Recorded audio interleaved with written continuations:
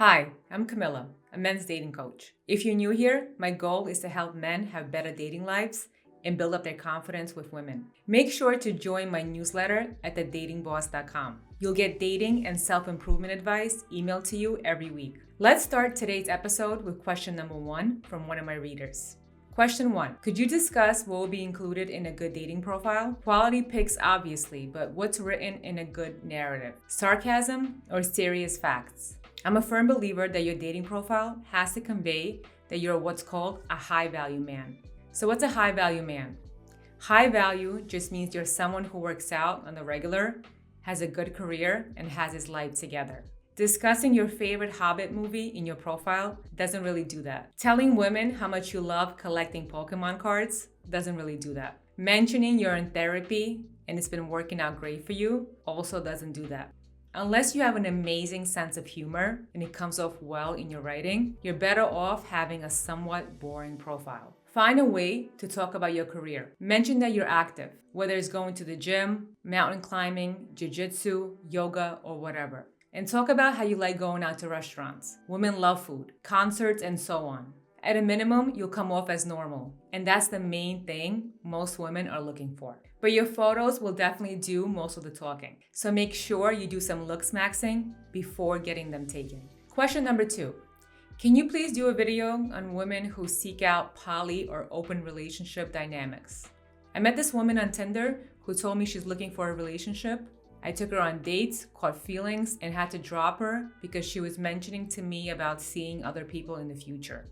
Right off the bat, when someone tells you who they are, believe them. Here, she was very upfront with you. She didn't hide her intentions and her lifestyle. She told you that she was going to date other men. You probably didn't take what she said seriously or thought you could change her. Changing someone is easier said than done. You made the right move by ending it, since that's a dynamic you're not into. In general, don't spend money, time, and emotions on a woman who very clearly isn't living a lifestyle you're okay with. There are plenty of women out there who are not poly. It's like saying I'm upset I got burned when I walked into a burning house. You got a warning well in advance of what she's about. This is a good life lesson. When there's obvious warning signs, treat them seriously. And this goes beyond dating. Business, work, situations where there's possible danger. If it's clear you're walking into an environment that poses serious risk to you, don't depend on luck. Expect the worst and the likeliest outcome to take place. With this girl, the likely outcome was her remaining poly even after going out with you. Only date women whose values align with yours. Question number 3. What if she seems upset by something? Best to ask her if she's upset or continue like normal. As a rule of thumb, women want to air out what's bothering them. Pretending that things are normal and avoiding the issue will only lead to a blowout down the road. If you want the relationship to run smoothly, then you need to address the issue, discuss it, and move on. A bad approach is to keep sweeping things under the rug. So definitely ask her and give her a chance to vent. Now, when she's venting, you need to be a soundboard. You're not there to provide rebuttals or counterpoints. Let her talk. And when you do respond, say things like, "I see your point," or "Yeah, you're right." This is the fastest way to have her stop being upset about something you said or did.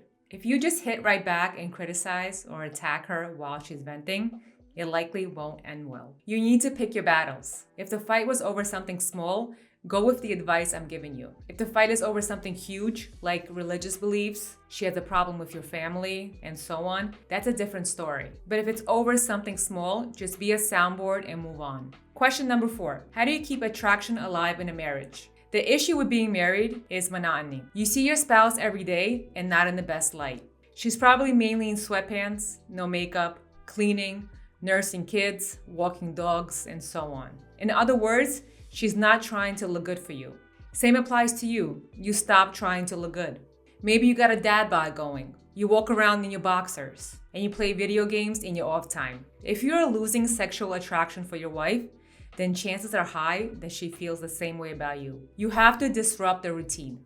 That means finding a way to spend less time around each other. Do you both work from home? If yes, work some days from the office. Make her miss you a little. You need to be going on dates with your wife also. Just because you got married doesn't mean the courting stops or that you know each other completely. There's always things to learn about another person, even your spouse. Dressing up, her putting on makeup, and escaping from the mundane for 2 hours for dinner can make a huge difference for your love life. If she feels happier and feels wanted by you, then she will try to look good for you, which in return will increase your attraction to her.